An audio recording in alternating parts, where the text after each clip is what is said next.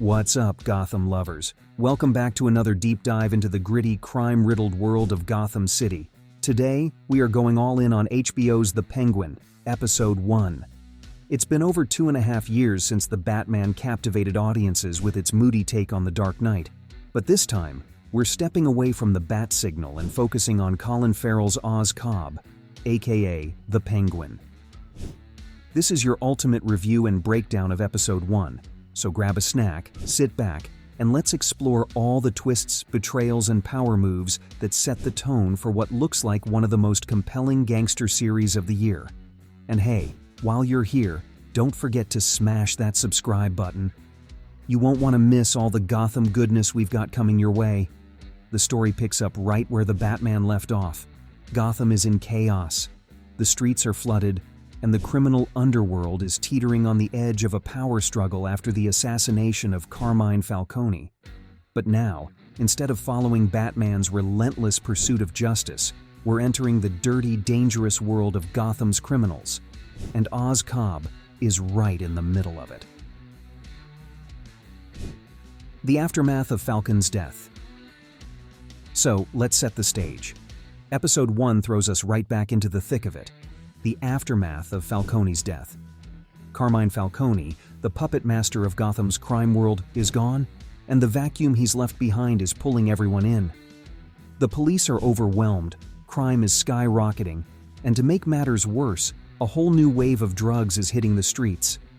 But what really kicks this episode into high gear is the introduction of Carmine's son, Alberto Falcone. Played by Michael Zegan, Alberto is now stepping up to claim his father's throne. But it's pretty clear from the start that this guy isn't the criminal mastermind his father was. And then there's Oz. When we last saw him in The Batman, he was standing at the top of the Iceberg Lounge, overlooking the city, and you just knew he was planning something big. Now, we find him ready to make his move. But here's the thing about Oz. He's no Kingpin. Not yet, anyway. He's a middleman, a hustler, a guy who's smart enough to survive in Gotham, but not strong enough to own it. And that's exactly what makes him such a fascinating character to follow. The Penguin versus Alberto.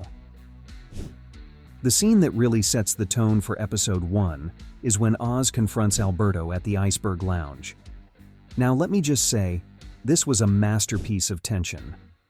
Oz walks into the ruined remains of his club, armed with nothing but a sledgehammer, and immediately the dynamic between him and Alberto is electric. Alberto comes in hot, gun drawn, but Oz, being the slippery penguin he is, plays it cool. He lies through his teeth, trying to weasel his way out of what looks like a very sticky situation. He offers Alberto some jewels from the safe, compliments him on stepping into his father's shoes, and even pours him a drink. Classic gangster move, right? But when Alberto starts showing off his father's ring, the same ring that belonged to Salvatore Maroni, you can see the wheels turning in Oz's head. This isn't just about money anymore. It's about power.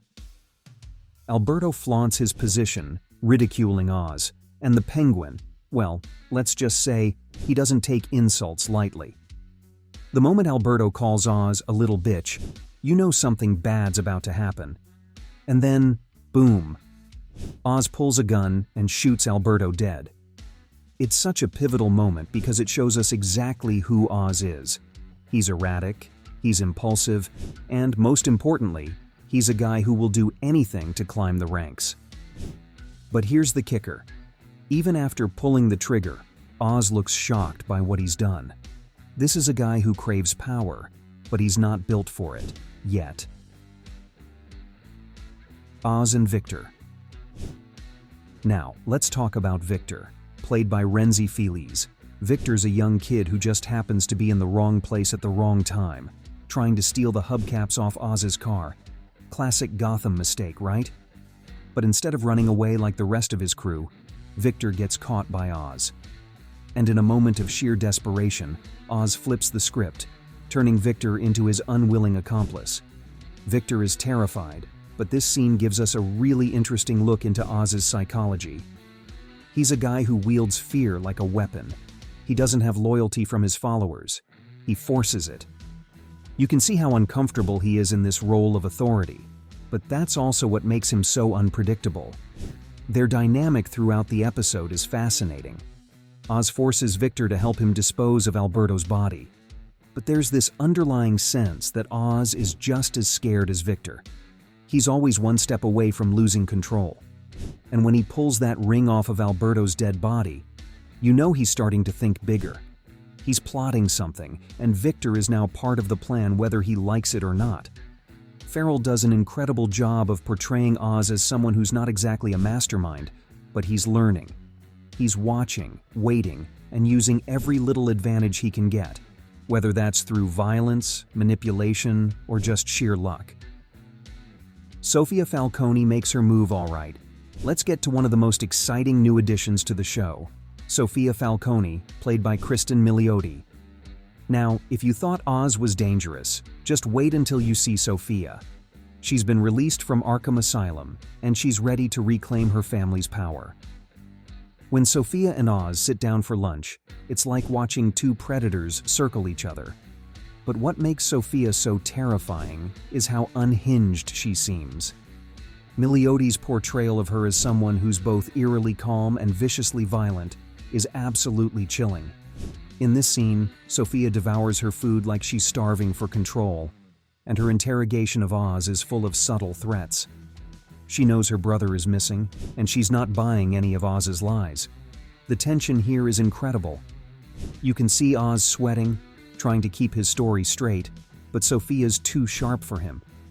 She's already suspicious, and it feels like it's only a matter of time before she figures out the truth. And then there's the history. Sofia's past as the killer known as the Hangman adds another layer of danger. She's not just a mob boss, she's a killer with a reputation, and that makes her a massive threat to Oz's fragile plan. Oz's rise to power, or his downfall. But the episode doesn't stop there. In a bold move, Oz decides to pay a visit to none other than Sal Maroni, offering him a deal to betray the Falcone family and take control of Gotham's drug trade. This is where we see the seeds of Oz's ambition really start to take root. He's ready to betray the Falcones, but there's a catch. Maroni doesn't trust him. And who can blame him? Oz has spent his life double-crossing and lying to everyone he works with. But in a bold move, Oz hands Maroni his father's ring, a symbol of his commitment to the new partnership. This scene is crucial.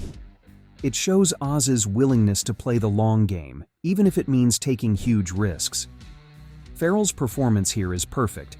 He's got that gleam in his eye that says, "I'm going to win, no matter what." So, where does this leave us? Episode 1 of The Penguin is not just about setting up a new crime lord in Gotham. It's about peeling back the layers of these characters and watching their moral boundaries get tested. Oz is no longer just a side character.